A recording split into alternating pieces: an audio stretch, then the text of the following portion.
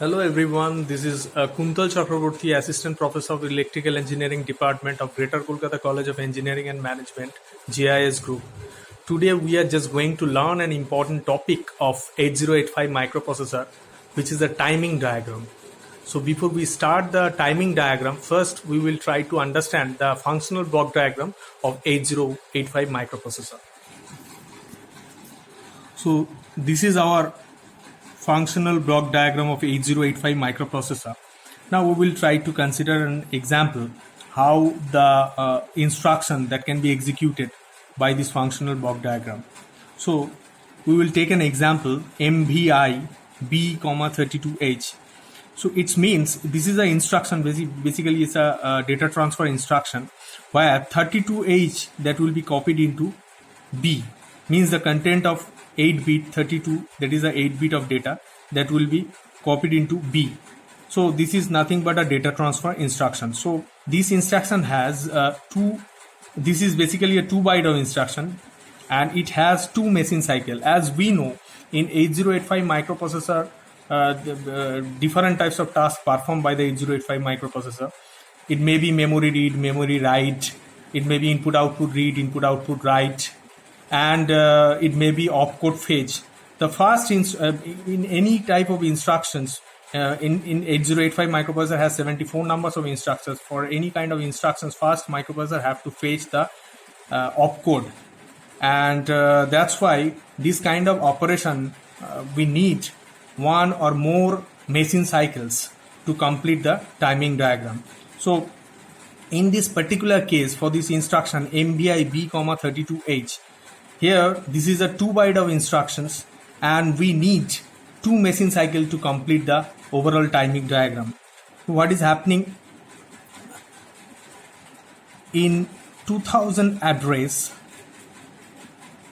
the hex code of MVI-B, which is 06, is stored, and in 2001 32H that is stored. Okay, so now, so this is our memory where in 2000 location 06 is stored and 32 is stored into the next memory location. Now we will try to understand how this instruction is executed by the microprocessor. So what is happening? First, the data, address 2000, that will be placed into the address bus. And we already know 8085 microprocessor address bus basically divided into 2 parts. One is the higher order address bus and another was the lower order address multiplex address data bus. And that will be placed into the address bus, and program counter that will be incremented by 1, the address that will be incremented by 1 into the program counter, and whenever 2000 is placed into the address bus, it will point out the particular address of a memory, and here 06 is written, and then 06 that will be placed into the data bus, and through this data bus it will come into the internal data bus, and finally it will come into the instruction register. After that, from instruction register, the 06 that will be into the instruction decoder. After decoding the 06, microprocessor can understand what it have to perform, and corresponding control signal that will be sent to the memory. It may be read, it may be write, whatever we need. If you want to phase the opcode, we need a read signal to send to the memory of the 8085 microprocessor that is connected with the microprocessor. So we need a read signal to access the memory. So that's why if you want to read some signal from the memory, we have to send a read signal to it. So after that, decoding, microprocessor can understand what it have to perform. Means microprocessor need a next data that will be copied into B. Now after the first operation, that is the opcode fetch operation, the 2001 that is stored into the program counter, and that will be placed into the address bus, and the content of the 2001, that is 32, that will be placed into the data bus, and finally it will come into the B register and it will be stored into B.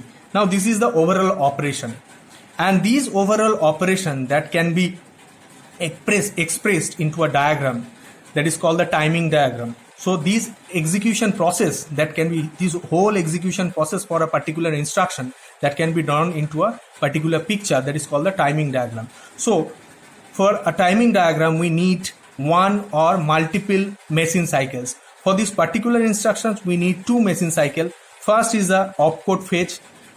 For MVI B, that is the opcode. If you want to fetch it, we need a machine cycle that is called opcode fetch machine cycle.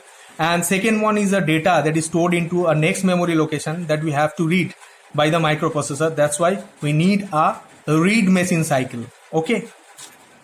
So now we will try to draw the timing diagram of these particular instructions. So as we know, 8085 microprocessor, any type of instructions, if you want to draw the timing diagram, for first instruction, first machine cycle, that will be the opcode fetch machine cycle. So this one is a opcode fetch machine cycle, and this one is a M1. So any type of instructions microprocessor have to perform, first we need a opcode fetch machine cycle, and for this particular machine cycle we need 4 T states: T1, T2, T3 and T4. These T states nothing but the clock cycles of the microprocessor, particular 8085 microprocessor. So what is happening in case of functional block diagram? First we have to place the address into the address bus. So here we have the address, higher order address A8 to A15, higher order address A8 to A15. So now we will place the address, and here AD0 to AD7, that is the multiplex address data bus, and here the signal is ALE.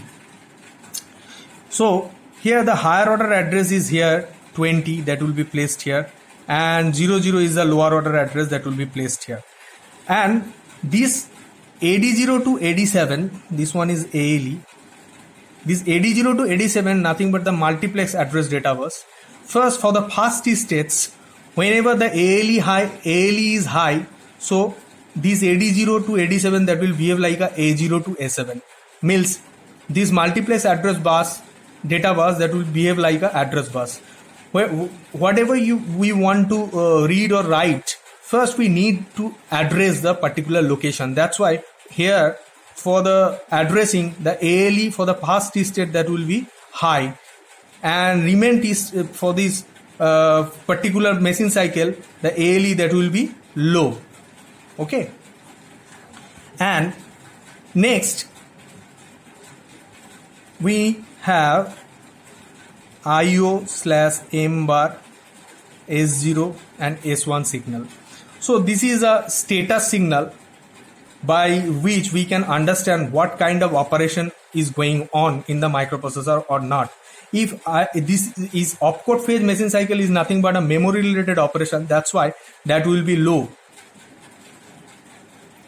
Okay, and S0 that will be equal to 1 and S1 is equal to 1. This combination actually gives us the opcode fetch operations status. Okay, now we will place the signal read bar and write bar.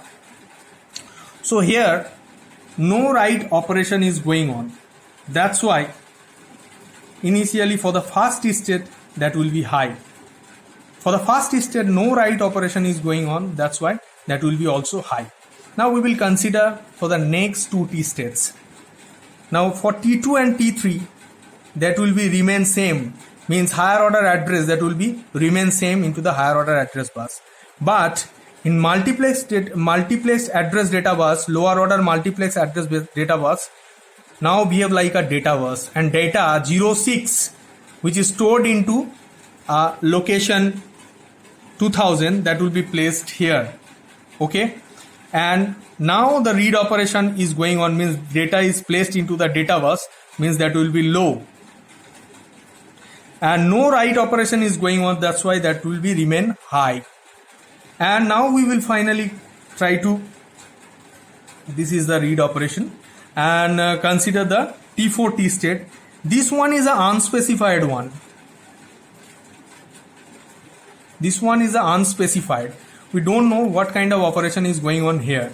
And here we will draw like a dotted line that indicates the decoding.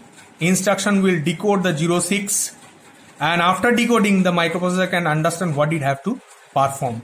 Okay, and the read operation is already completed, that's why that will be again high, and no write operation is going on throughout the machine cycle, that's why write operation that will be also remain high. Now we will next consider the next machine cycle, which is M2, that is memory read machine cycle. Now here the memory, that is the 32H that is stored into next memory location, means 2001. Now first we have to need to address the memory. So here this is our higher order address. Similarly this one is a lower order address, and ALE that will be also high here. So now the address in the higher order address bus, that will be 20, and lower order address bus, that will be 01. And ALE signal for the first state, that will be remain high, and after that that will be low. Okay, now here this is also a memory related operation, that is M bar, that's why that will be remain low, but S0 that will be equal to 0 and S1 that will be equal to 1, because this is a memory read operation, that's why that will be equal to 0 and that will be equal to 1. But here this is 1 and 1 indicates the opcode phase operation. So now read operation for the first stage of the memory read operation, memory read machine cycle, no read operation is going on. At the same time no write operation is also going on, that's why that will be remain high. Now we will consider T2 and T3 T state.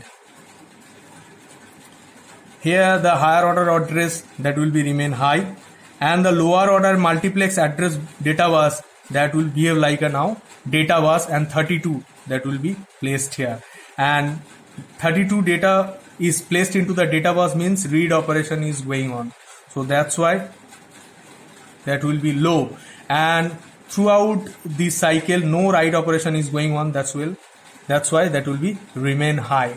Now here we have a question, important question. For this opcode phase machine cycle we need 4 T state. For 8-bit memory read machine cycle we need 3 T state. Why we require a extra T state for the first machine cycle, opcode phase machine cycle? Because here this T4 T state, in this particular T state the opcode decoding operation is going on, but after decoding microprocessor can understand what it have to perform, so that's why for the next machine cycle we don't need another T states. Okay, so that's all for the day.